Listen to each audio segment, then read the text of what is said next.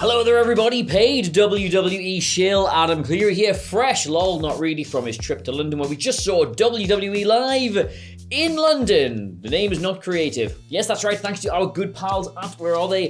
Tops, we went down to the O2 Arena in London, myself and Simon Miller, to see WWE live, our first WWE show since all that stuff happened that you remember. This is the best barometer they have for a lot of stuff they're working on, be it in-ring chemistry, potential partnerships, things like that. And that's because this is where things are refined in real time. Things are worked on in the ring, chemistry is improved. WWE gets its best possible look at what's happening with the mass market, and that's its favorite market. And if I could be allowed just to put on my WWE hat for a moment.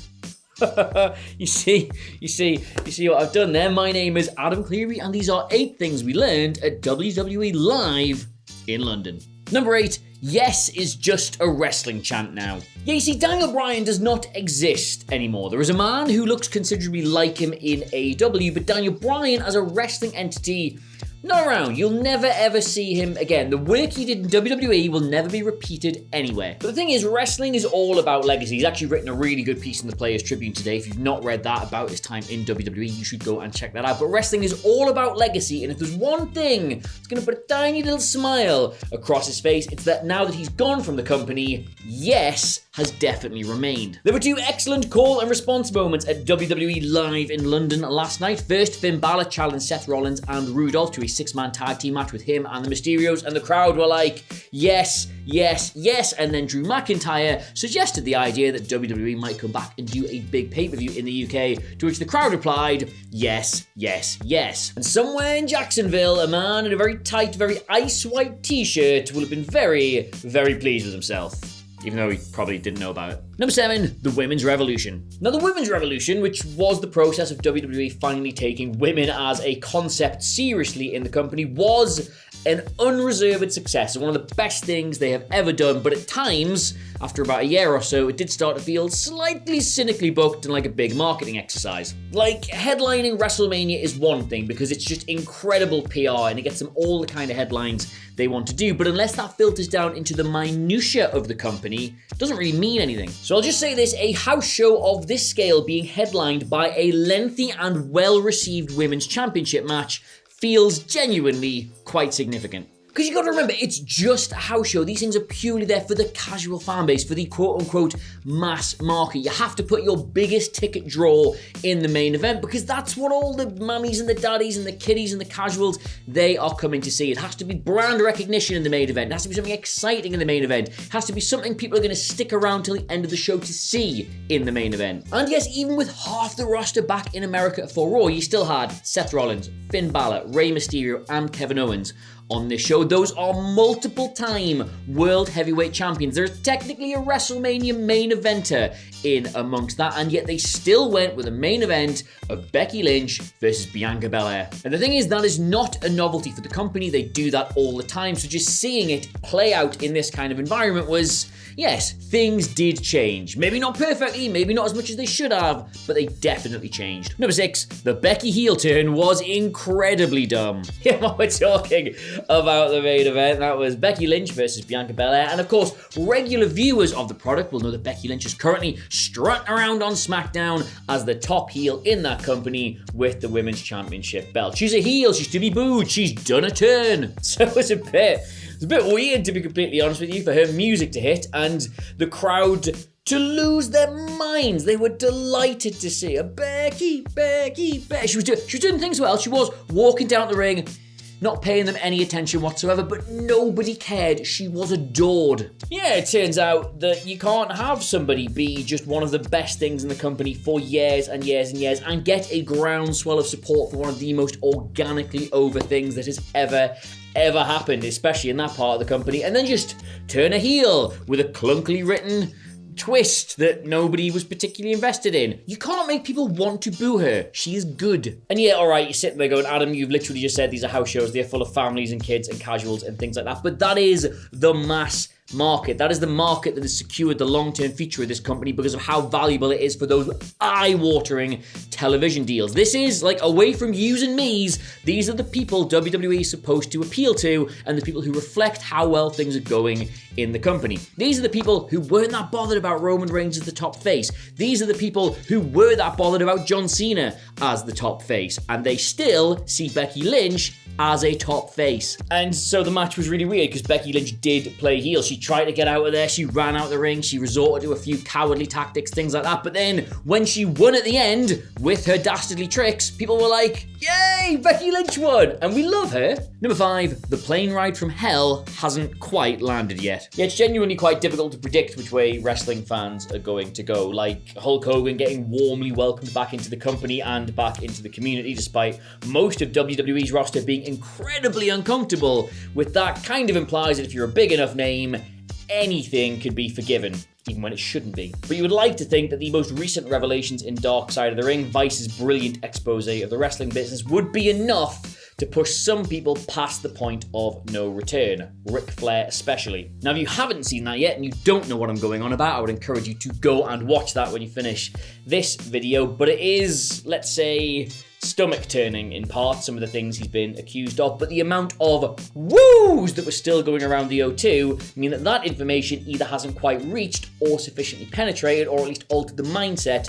of this more casual audience. All three of those things are upsetting. Now, yes, okay, it is also a Charlotte thing, and yes, she absolutely does not deserve to get tarnished with the same brush as her father's about to be, but it's really easy to just not do that. It's really easy to just not do the big Ric Flair thing, so don't do that. Number 4, you don't have to work hard, just smart. Alright, this is less something to be learned at this show and just something that Simon kept pointing out, because Simon is a wrestler, as you all know, and he could not get over how good Finn Balor was in a near 30-minute segment, despite only wrestling for about 3 or 4 of those. Like, WWE's house show run, the life in that part of the business is brutal. You do night on night, match on match, bump on bump, and the toll it takes on your body has been talked about quite a lot by people who've left that company. And given this is a company, by the way, that does like globally broadcast multi-million-dollar shows, the potential to injure yourself in front of a relatively small crowd of a few hundred or a few thousand seems like,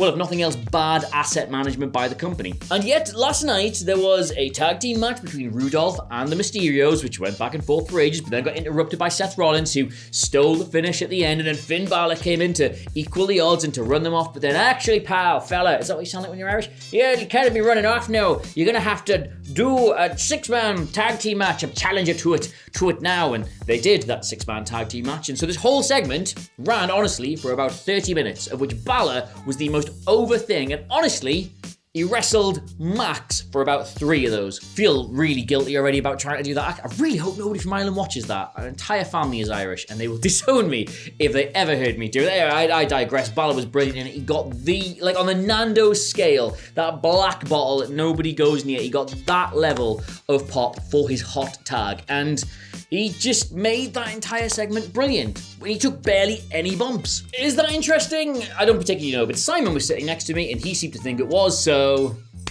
there you are. Number 3, John Cena is still a huge deal. Now, as we stressed, there is only so much you can read into the mindset of the WWE fanbase from a house show, but nonetheless, there are still things that you can read into the mindset of a WWE fanbase from a house show. And one thing that was very much on the minds, and indeed the bodies, the heads, the wrists of a lot of people there, was John Cena merch. Like, by an astonishing margin, he was the most repped superstar in terms of merchandise. There were kids, so many kids in John Cena t-shirts, so many adults in John Cena t-shirts, so many people with little hustle, loyalty, and respect caps. I cannot, however many you think it was as a percentage of this audience, it's about 3 times that. There was a sea of orange and green. That's the same John Cena who's had like 3 televised matches in the last 2 years or something. The same John Cena who was just brought back for a program at SummerSlam but only allowed to work television in dark matches. The same John Cena who has not held a world title since 2017. since when you were young. Now, is this a mark of his enduring popularity or just the fact his star is on the rise in Hollywood? I don't know, but it does say a lot about the legacy that man has in the company. But at the same time, it says even more about the company's failure to find anybody who connects with the audience quite as well as he did. Like, he was not advertised for this. There was no way in hell John Cena was going to be on that show. And the kids, the families, the casuals, they came in their legion to maybe see a bit of John Cena.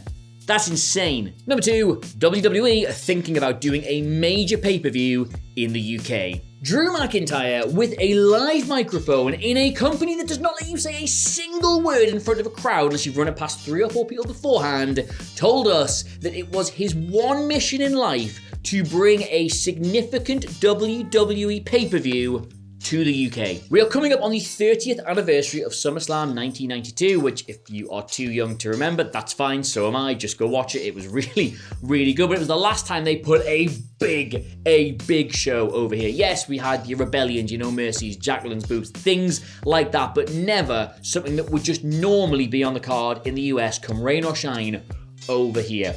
30 years that's coming up now. Which when you think about it, when you think about all the money they've invested in this part of the world, all the talent they've signed from this part of the world, the interest they genuinely have in this audience is crazy. There's no reason they couldn't have done it. I mean, yes, the time zones, yes, I understand the logistical reasons why they wouldn't do it, but every once in a while, it seems like such a no-brainer. And yes, all right, you might be a bit cynical about this and you think, look, it's a house show. The guy's just trying to get like a really cheap pop out of the crowd for all of this. But honestly, man, that's the same Drew McIntyre that stood in front of a live crowd and said it was his one mission in life to be the first British WWE champion. And he did that. So if you're dismissing this out of hand, if you think they would just let him say that for a laugh, knowing that there was like 10,000 mobile phones in that crowd who would all record this and it would be the news everywhere, and idiots like me would end up doing videos about it. If you're dismissing it still, you ain't been paying attention. Not to that man's career. You can clip this, you can record it, you can put it on Twitter, I don't care. WWE are going to do a major pay-per-view in the UK in the next 3 years. My word is my bond. Number 1, wrestling without fans is nothing. Now, while this final point might be the most obvious, I do feel it is the most important, and yes, I have just watched one of the Matrix sequels. Wrestling without fans, no point.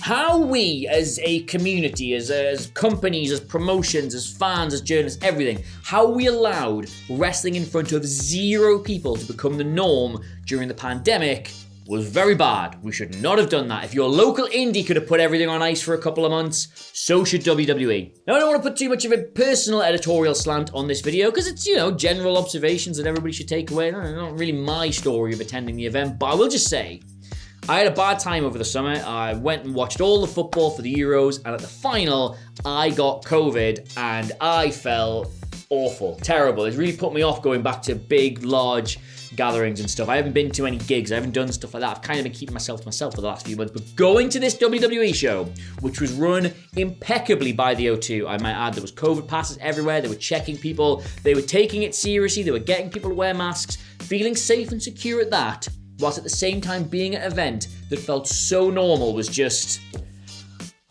life-affirming. Like, yes, we do all still need to be careful. I do think maybe we're opening up stuff in this country maybe a little bit too quick, but just the benefit of having these big communal events where everybody rises and falls with the action in a wrestling ring or a sport or a gig or something like that. It's just, it's what it's all for at the end of the day. Like, yes, we do have to be safe, but at the same time, this is nourishment for the soul. So yes, those were 8 things I learned attending WWE Live at the O2 Arena in London. Thanks so much again to whoever put them to Tops for having us down. We had a really, really lovely time. And of course, we'll go without saying, thank you so much, Vince, for the hospitality. That free bar, mwah, my favourite. But of course, if you were there and you learned things, let us know what you made of it all in the comments below, or just let me know what you thought of the video. That's kind of what it's for as well. But don't forget to like, share, and subscribe. You can get me on Twitter at Adam Cleary. You can get What Culture Wrestling on Twitter at What Culture WWE. But in the meantime, and until I'm next called upon to, well, not chill, but just politely attend events, I'll see you soon.